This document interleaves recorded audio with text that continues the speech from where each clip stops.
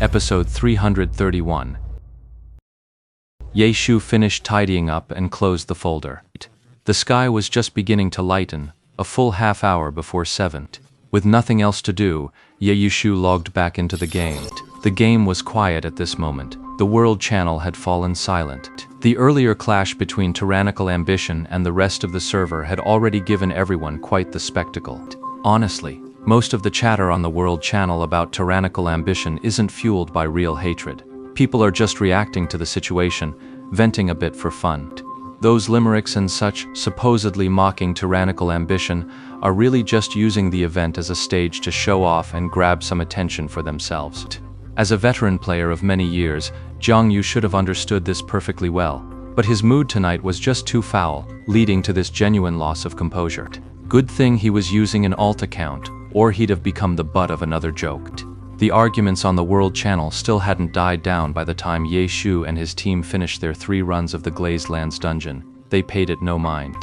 Finally, the world chat was quiet. Ye Shu casually checked the dungeon record for One Line Gorge, no change. The top-ranked Misty Rain and second-place Tyrannical Ambition guilds had both fallen silent. A quick glance at the friends list showed most of the major guild leaders were online, working hard as ever, but among them, there were bound to be those celebrating and those lamenting, and some were probably downright miserable. Failing to secure a dungeon record is bound to bring some frustration. As for the one who's absolutely furious, that's gotta be Tyrannical Ambition. Ye Shu wasn't about to pour fuel on the fire. He had no personal grudge against any guild. It was simply a case of his needs clashing with their interests. Blue Brook Guild and Tyrannical Ambition both crashed and burned in that collision. In the end, they just weren't good enough. Ye Shu logged into the game just to kill the last bit of time before his shift ended. He was just idly wandering when a message suddenly popped up. He opened it to find it was from Tyrannical Ambition's guild leader, Cold Night Pool. God tier player. Night Frost sent a fist bump emoji. He already knew Lord Grimm's identity, and he too sucked in a sharp breath, but he wasn't about to start worshipping. How could a Tyranny fan ever bow down to the former ace of Excellent Era team? Right. I was just wondering, did you have a hand in that record Misty Rain set? Oh, I sold them a strategy guide. Guess you could say I lent a small hand. Night Frost asked directly, and Ye Shu's reply was equally straightforward, a standard honest answer. Ah, it is you. Yeah. Right. Looking across the entire 10th server, you're the only one who could pull off a record like this. Not necessarily. If Old Han put in the time here, he could pull off something like this too. Old Han.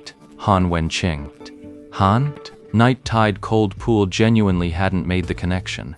The old Han Ye Shu was referring to was Han Wenqing.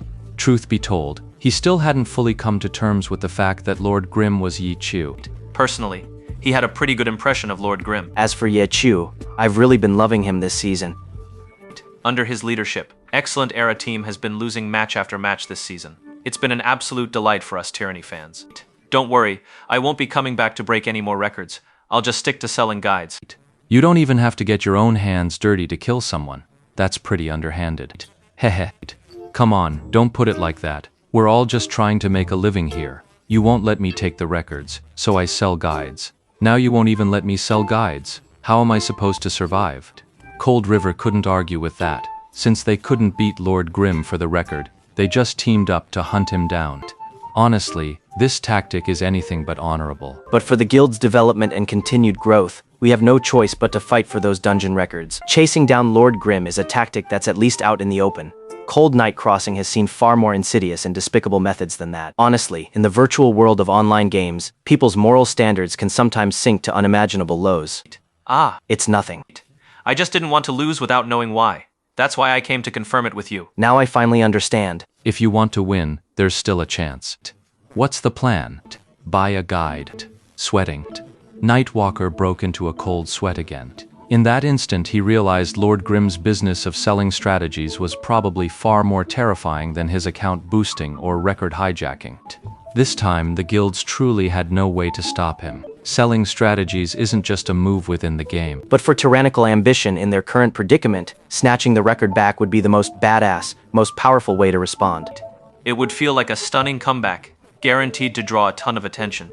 So, regarding this strategy guide, Night Frost Lake was immediately intrigued. What kind of guide is it? It's the same strategy we used to beat your record. The same one? Of course. Then how can you guarantee we'll surpass them? I never guaranteed that. I just said you had a chance. So you mean we get the same strategy, and then it's down to our individual performance? Exactly. Nightwalker Cold Abyss, a true veteran, instantly painted a vivid picture in his mind. From then on, any guild in the 10th server with eyes on a dungeon record had to first buy a strategy guide from Lord Grimm. Otherwise, their team would be forced to bow out early. Utterly uncompetitive. So now he's not a kidnapper, he's running a toll booth. From now on, his guides are basically the mandatory pass for setting dungeon records, aren't they? Can I take a look at the guide first? Of course not. Why not?